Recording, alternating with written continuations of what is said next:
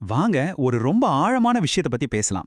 யோசிச்சு பாருங்க, ஒரு மனுஷன் அவரோட குடும்பம், வீடு, சுயமரியாதை, ஏன் அவரோட பேரு கூட இல்லாம வெறும் ஒரு நம்பரா மாத்தப்பட்டா என்ன ஆகும்? மரணம் ரொம்ப சாதாரணமா இருக்கிற ஒரு இடத்துல மாட்டிக்கிட்டா எப்படி இருக்கும்? விக்டர் பிராங்க்லோட கதை இதுதான். துன்பத்தோட உச்சத்துல இருந்து ஒரு மனுஷன் எப்படி மீண்டு வராங்கிற கதை. இது வெறும் அவரோட வாழ்க்கை வரலாறு மட்டும் இல்ல, வலியை எதிர்கொண்டு அதுக்குள்ள ஒரு அர்த்தத்தை எப்படி கண்டுபிடிக்கிறதுன்னு நம்ம எல்லாருக்கும் கத்துக் கொடுக்கிற ஒரு வழிகாட்டி. துன்பத்துல அர்த்தத்தை கண்டுபிடிக்கிறது எப்படின்னு ஒரு கேள்வி இருக்கே. இது நம்ம எல்லாருமே நம்ம வாழ்க்கையில ஏதோ ஒரு கட்டத்துல கேட்டுக்கிற கேள்விதான். வலிய நம்மால தவிர்க்கவே முடியாது இல்லையா? ஆனா அந்த வலிக்கு நடுவுல நாம எதுக்காக வாழணும்னு ஒரு காரணத்தை எப்படி கண்டுபிடிக்கிறது? நாம இப்ப பார்க்க போற இந்த முழு விஷயத்தோட மையமே இந்த கேள்விதான். இந்த கேள்விக்கான பதில் ஏதோ தத்துவ புத்தகத்திலிருந்து வரல. அதுவும் எங்கிருந்து வருது தெரியுமா? மனுஷ சரித்திரத்தோட மிக கொடூரமான இடங்கள்ல ஒன்னான நாசி சித்திரவதை முகாம்லேருந்து தப்பிச்சு வந்த ஒரு மனநல மருத்துவர்கிட்ட இருந்துதான். அவர் பேரு விக்டர் பிராங்கல். அவர் தன்னோட சொந்த அனுபவத்திலிருந்து தான் மனுஷ மனசோட ஆழமான உண்மைகளை கண்டுபிடிச்சாரு. இதுதாங்க பிராங்க்லோட மிக முக்கியமான கண்டுபிடிப்பு. ரொம்ப சிம்பிளா சொல்லணும்னா, வாழ்க்கையில உங்களுக்குன்னு ஒரு ஏன், அதாவது ஒரு நோக்கம், ஒரு காரணம் இருந்துச்சுன்னா, அப்புறம் நீங்க சந்திக்கிற எந்த ஒரு எப்படியையும், அதாவது எந்த கஷ்டத்தையும் உங்களால தாங்கிக்க முடியும். இந்த ஒரு வரி தான் நாம பேச போற எல்லாத்துக்கும் அஸ்திவாரம். சரி, வாங்க பிராங்க்லோட கதைக்குள்ள போலாம். முதல்ல எல்லாமே பறிபோன அந்த நிலை, ஒரே நொடியில அவரோட வாழ்க்கை எப்படி தலைகீழா மாறுச்சுன்னு பாப்போம். கொஞ்சம் யோசிச்சு பாருங்களேன். வெறும் சில மணி நேரம் தான், அதுக்குள்ள ஒரு மனுஷனோட முழு வாழ்க்கையே அழிக்கப்படுது. ஒரு மரியாதையான டாக்டர், அன்பான குடும்பம், திடீர்னு அவரோட அடையாளம், துணிமணி, வேலைன்னு ஒண்ணு விடாம எல்லாமே பறிக்கப்படுது. அவரோட அப்பா, அம்மா, மனைவிய கடைசியா பார்த்ததும் அப்பதான். இந்த டைம் லைன் அந்த இழப்போட வேகத்தையும் அது எவ்வளவு கொடூரமா இருந்துச்சுன்னு நமக்கு காட்டுது. அவரை ஒரு மனுஷனாவே மதிக்கல, அவரோட பேரையே அழிச்சிட்டாங்க. அதுக்கு பதிலா தோல்ல ஒரு நம்பரை பச்சை குத்திட்டாங்க. இனிமே அவர் விக்டர் பிராங்கல் இல்ல, வெறும் ஒரு கைதியன். இதுதான் ஒருத்தரோட மனிதத்தன்மையே சிதைக்கிறதோட உச்சம். ஒருத்தரோட அடையாளத்தை அழிச்சிட்டா அவங்கள உடைக்கிறது ரொம்ப சுலபம். ஆனா இந்த மாதிரி ஒரு நரகத்துல இருந்து தாங்க பிராங்க்லோட மிக முக்கியமான ஒரு கண்டுபிடிப்பு பிறக்குது. உடம்ப வேணா அடிமைப்படுத்தலாம், ஆனா மனுஷனுக்குள்ள இருக்கிற ஒரு சுதந்திரத்தை யாராலையும் எதனாலையும் பறிக்க முடியாதுன்னு அவர் உணர்ந்தாரு. அந்த முகாம்ல பிராங்கில் 2 விதமான கைதிகளை பார்க்கறாரு. ஒரு பக்கம் நம்பிக்கைய மொத்தமா இழந்து சுயநலமா மாறி மனசளவுல செத்து போனவங்க. இன்னொரு பக்கம் ஒரு சின்ன கனவையோ இல்ல அன்பானவங்களோட நினைவையோ கெட்டியா புடிச்சுக்கிட்டு தங்களோட கடைசி ரொட்டி துண்ட கூட மத்தவங்களுக்கு கொடுத்தவங்க. அப்போதான் அவர் ஒரு உண்மைய புரிஞ்சுக்கிறாரு.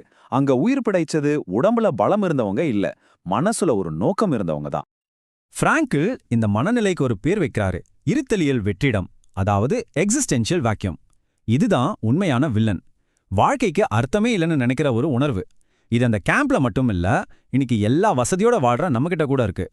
வாழ்க்கைக்கு ஒரு அர்த்தம் இல்லைன்னா எவ்வளோ சொகுசா வாழ்ந்தாலும் அது ஒரு ஜெயில் மாதிரி தான். இப்போ வர்றதான் அவரோட கண்டுபிடிப்போட உச்சம். பாருங்க, நாசிகளால பிராங்க்லோட உடம்பு, அவரோட சொத்து, அவரோட குடும்பம் எல்லாத்தையும் பறிக்க முடிஞ்சது. ஆனா ஒன்னே ஒண்ணு மட்டும் அவங்களால தொடக்கூட முடியல. அது என்னன்னா, அந்த சூழ்நிலையை எப்படி எதிர்கொள்ளணும்னு அவர் முடிவு பண்றாரே, அந்த மனப்பான்மை. அந்த தேர்வு தான் நம்மளோட கடைசி ஆனா மிக முக்கியமான சுதந்திரம். சரி, இதெல்லாம் கேட்க நல்லா இருக்கு. ஆனா இதை நம்ம வாழ்க்கையில எப்படி பயன்படுத்துறது? இதுக்கு பிராங்கில் 3 வழிகளை சொல்றாரு. வாங்க அது என்னன்னு பார்க்கலாம். இந்த 3 வழிகளும் ரொம்ப சிம்பிள், ஆனா ரொம்ப பவர்ஃபுல். 1, ஏதாவது ஒரு வேலையை செய்யறது மூலமா. 2, ஒருத்தரை உண்மையா நேசிக்கிறது மூலமா. 3, நம்மால தவிர்க்கவே முடியாத கஷ்டங்களை நாம எப்படி எதிர்கொள்றோங்கிறது மூலமா. இந்த 3ல ஏதாவது ஒன்ன வச்சு யார் வேணாலும் தன்னோட வாழ்க்கைக்கு அர்த்தத்தை உருவாக்கிக்க முடியும். முதல் வழி உருவாக்குதல். அந்த கேம்ப்ல இருந்தப்போ பிராங்க்ல என்ன பண்ணாரு தெரியுமா? அவங்க பறிச்சுக்கிட்ட அவரோட புத்தகத்தை மனசுக்குள்ளேயே திரும்ப எழுத ஆரம்பிச்சாரு. அந்த ஒரு செயல் அவருக்கு ஒரு பெரிய நோக்கத்தை கொடுத்துச்சு. அதே மாதிரி தான் நம்ம செய்யற வேலை சின்னதா கூட இருக்கலாம், ஆனா அது ஒரு அர்ப்பணிப்போட செய்யும் போதே அதுவே நம்ம வாழ்க்கைக்கு ஒரு பெரிய அர்த்தத்தை கொடுக்கும்.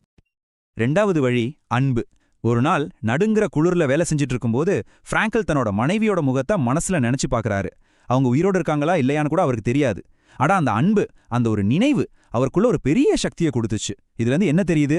அன்புங்கிறது வெறும் உடல் சம்பந்தப்பட்டதில்ல, அது எல்லா எல்லைகளையும் தாங்கினது. இப்போ 3வது வழிக்கு வருவோம்.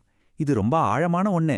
சில கஷ்டங்களை நம்மால தவிர்க்கவே முடியாது. உதாரணத்துக்கு ஒரு நோய் வரலாம், இல்ல ஒரு இழப்பு ஏற்படலாம். ஆனா அந்த வழிய நாம எவ்ளோ தைரியத்தோடையும் கண்ணியத்தோடையும் எதிர்கொள்றோங்கிறதுல தான் விஷயமே இருக்கு.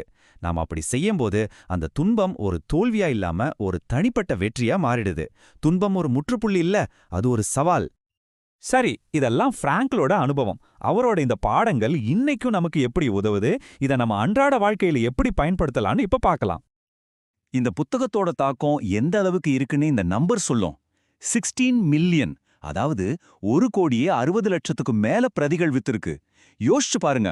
பல வருஷங்களா வாழ்க்கையில நம்பிக்கையை இழந்த பல பேருக்கு இந்த புத்தகம் ஒரு வழிகாட்டியா இருந்திருக்கு. இது வெறும் ஒரு கதை புக் இல்ல, இது மனசுக்கான ஒரு மருந்து. சரி, இதோ உங்களுக்கான சில நடைமுறை வழிகள். இத வெறும் டிப்ஸா பார்க்காதீங்க, உங்க வாழ்க்கையே மாத்தக்கூடிய கருவிகளா பாருங்க. ஒவ்வொரு நாளும் உங்களையே கேட்டுக்கோங்க, இன்னைக்கு யாருக்கு நான் தேவை, இந்த வாழ்க்கை என்கிட்ட இருந்து என்ன எதிர்பார்க்குதுன்னு. யாருக்காவது ஒரு சின்ன உதவி பண்ணுங்க. வலி வரும்போது அதை நினைச்சு உடைஞ்சு போகாம அதை எப்படி தைரியமா எதிர்கொள்ள போறேன்னு நீங்க முடிவு பண்ணுங்க. உங்க மனசுக்கு பிடிச்சவங்கள எப்பவும் நினைச்சுக்கோங்க. எல்லாத்துக்கும் மேல ஒன்னே ஒண்ணு, உங்க மனசோட சுதந்திரத்தை யாராலையும் பறிக்க முடியாது. அதை எப்பவும் ஞாபகம் வச்சுக்கோங்க. ஆக மொத்தம் ஃப்ராங்க்லோட கதையிலிருந்து நாம கத்துக்கிட்ட முக்கியமான பாடம் என்னன்னா, நம்ம சுத்தி நடக்கிற சூழ்நிலைகளை நம்மளால மாத்த முடியாது. ஆனா அதுக்கு நாம எப்படி பதில் கொடுக்கறோங்கிறத நம்மளால கண்டிப்பா கட்டுப்படுத்த முடியும். அந்த பதில்ல தான் வாழ்க்கையோட அர்த்தமே அடங்கியிருக்கு. அதனால கடைசியா நான் உங்ககிட்ட ஒரு கேள்வி கேட்கறேன். உங்க வாழ்க்கை உங்ககிட்ட என்ன கேக்குது? அதுக்கான பதிலை கண்டுபிடிக்கிறதா ஒரு நோக்கத்தோட வாழ்றதுக்கான படி.